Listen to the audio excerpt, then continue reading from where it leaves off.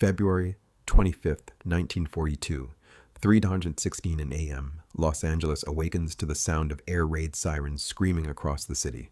Within minutes, massive searchlights pierce the darkness, sweeping the night sky. Anti-aircraft batteries roar to life, unleashing a thunderous barrage that shakes windows and rattles nerves across Southern California. For nearly an hour, over 1,400 shells explode overhead, turning the Los Angeles skyline into a war zone. Orange tracer fire streaks upward. Smoke fills the air. Thousands of terrified residents pour into their yards in pajamas and bathrobes, staring at the bursting shells illuminating the darkness. The city is under attack. Or is it? By dawn, the shooting stops. Military commanders and city officials survey the damage, expecting to find evidence of a Japanese air raid, bomb craters, downed aircraft, enemy casualties. Instead, they find nothing. No Japanese planes, no bombs, no enemy force of any kind. 5 people are dead, 3 from traffic accidents in the blacked-out streets, and 2 from fatal heart attacks. But there's no sign of the enemy that triggered one of the most massive anti-aircraft barrages in American history. The Navy's Secretary Frank Knox calls it a false alarm. The Secretary of War Henry Stimson insists enemy aircraft were present. Eyewitnesses swear they saw planes. Some claim they watched one crash in Hollywood. Newspapers publish a now famous photograph showing searchlights converging on what appears to be a disc-shaped object in the sky.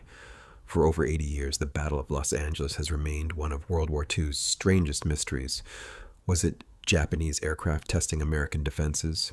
Mass hysteria triggered by war nerves, weather balloons, or something else entirely, something that would later fuel decades of UFO conspiracy theories? Today, we're diving deep into 1942's Phantom Attack and exploring what really happened in the skies over Los Angeles. To understand what happened on February 25th, 1942, you need to understand the fear gripping America's West Coast in early 1942.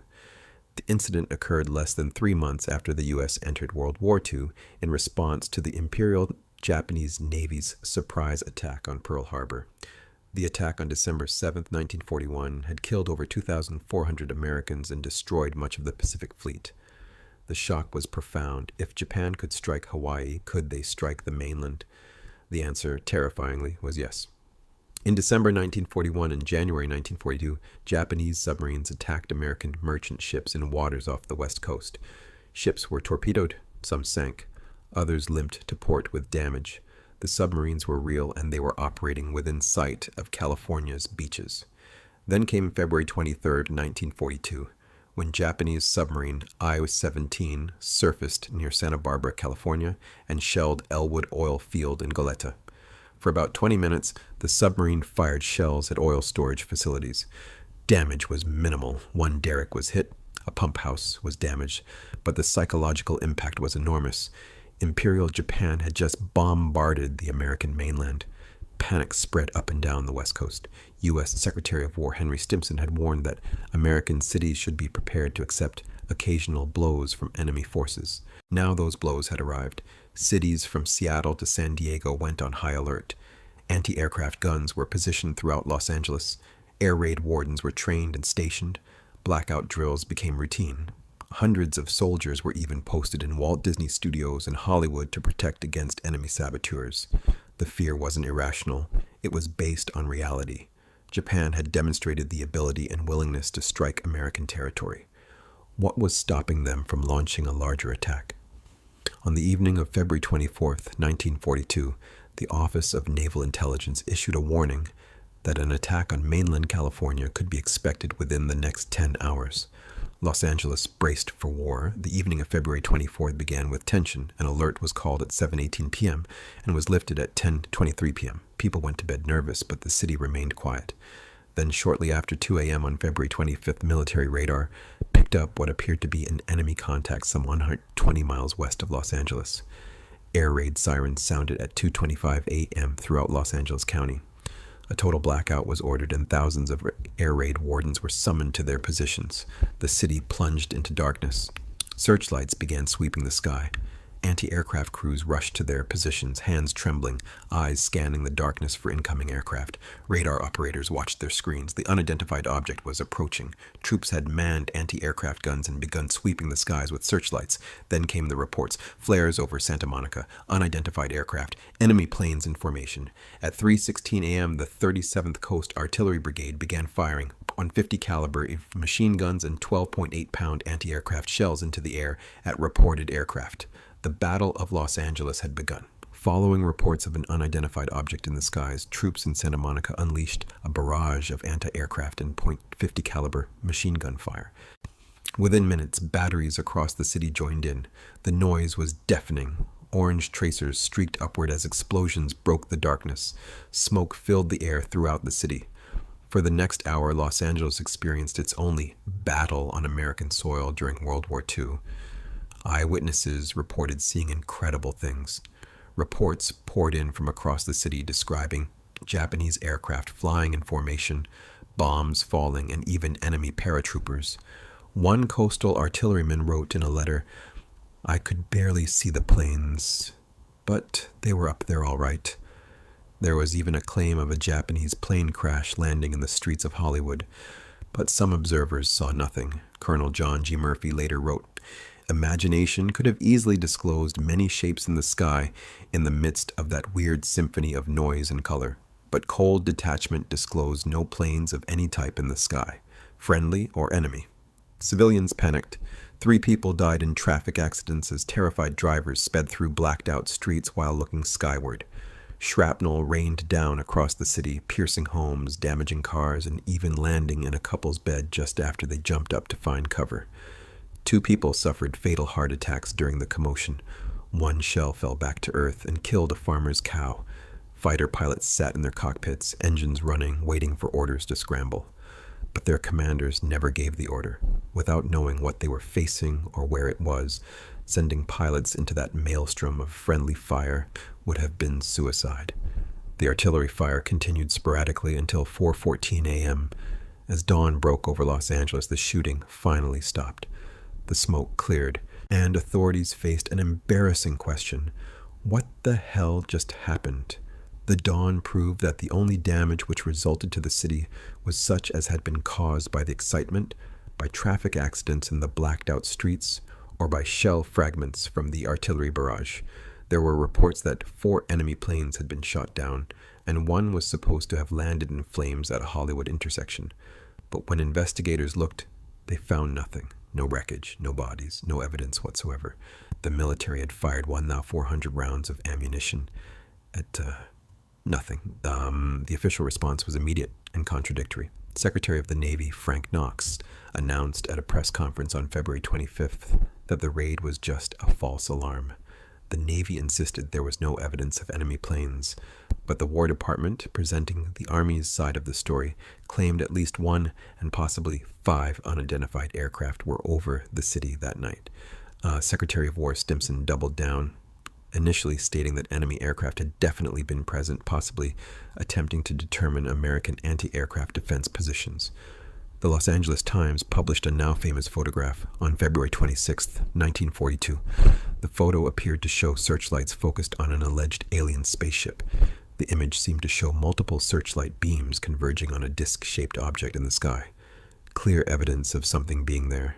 But there was a problem. The photo was heavily modified by photo retouching prior to publication, a routine practice in graphic arts of the time intended to improve contrast in black and white photos. The object in the sky might simply be an artifact of the retouching process. Newspapers had a field day. Some insisted it was a genuine Japanese attack that the government was covering up. Others mocked the military for firing at shadows. Conspiracy theories sprouted immediately. Confused and embarrassed authorities, with no explanation for the morning's events, focused instead on arresting 20 Japanese Americans for allegedly trying to signal the mysterious enemy aircraft. These arrests, made with zero evidence, reflected the ugly anti-Japanese hysteria gripping America, hysteria that would culminate in the internment of over 120,000 Japanese Americans. So what did the anti-aircraft gunners actually fire at? Over the decades, multiple theories have emerged. Theory 1. Weather balloons. The U.S. Office of Air Force History concluded in 1983 that the event was a case of war nerves, likely triggered by a lost weather balloon. The office noted that meteorological balloons had been released prior to the incident, that with attached lights and their silvery color may have been mistaken for aircraft. This is the most widely accepted explanation among historians. In the darkness, with nerves on edge, after the Elwood bombardment and the naval intelligence warning, an anti-aircraft crew spotted something in the sky, probably a weather balloon reflecting searchlights. Once the shooting began, the disorienting combination of searchlights, smoke, and anti-aircraft flak might have led gunners to believe they were firing on enemy planes, even though none were actually present. Once the first battery opened fire, others joined in, assuming the first battery had spotted something real. The smoke from bursting shells created shadows and shapes in the searchlight beams, which other observers interpreted as aircraft. It became a self-reinforcing cycle of misidentification. Theory 2. Radar test balloons.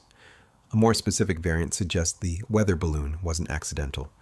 One explanation attributes the incident to an article by veteran Los Angeles newsman Matt Weinstock, in which he interviews a man who says he served in one of the anti-aircraft batteries. According to this account, radar crew near Santa Monica tried to test their new equipment.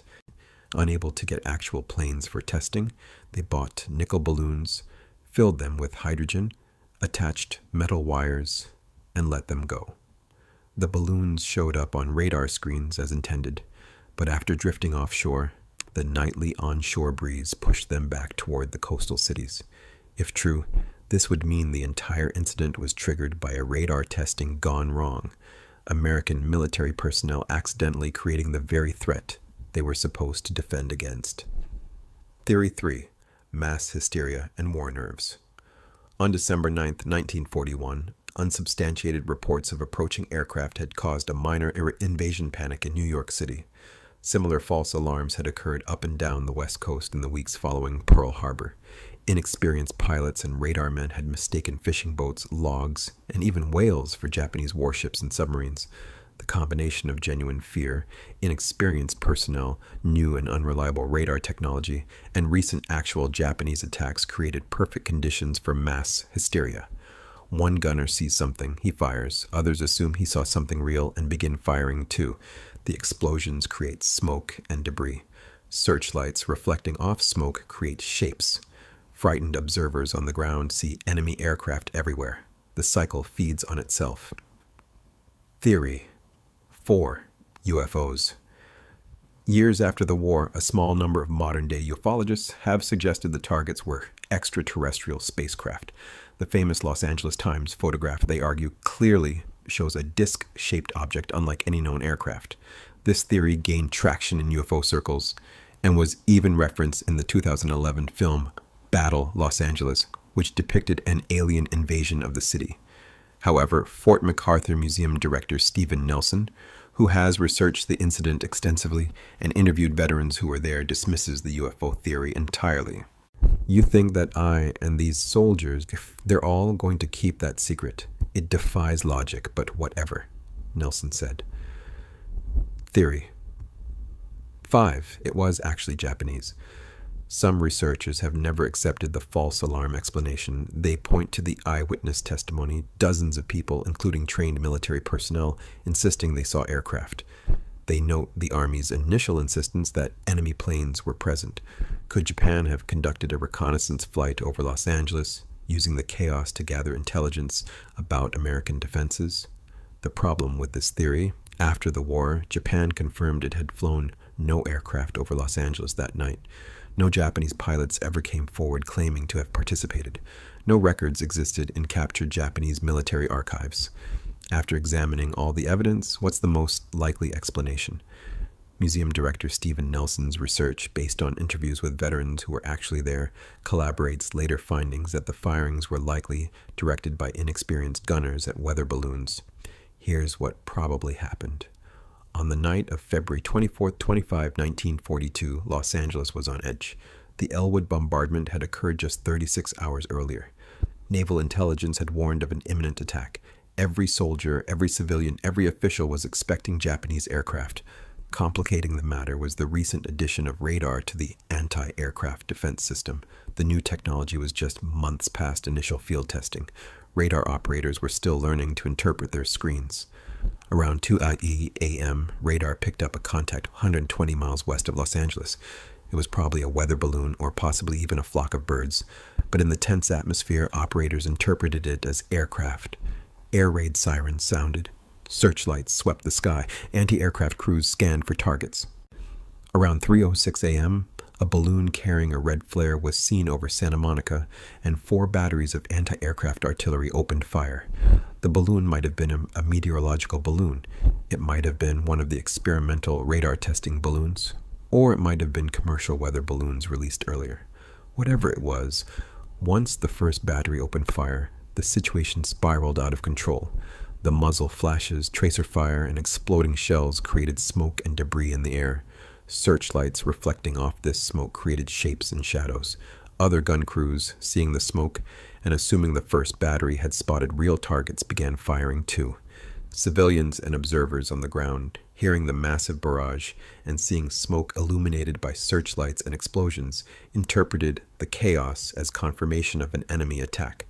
Their reports of enemy aircraft flooded military command, which reinforced the gunners' belief they were engaging real targets. It became a self-fulfilling prophecy. Fear created the illusion. The illusion justified the response. The response created more illusion. For nearly an hour, American forces fought a phantom enemy, an enemy created by their own fear, inexperience, and the fog of war. The Battle of Los Angeles had significant consequences beyond the 5 deaths and property damage. Military impact.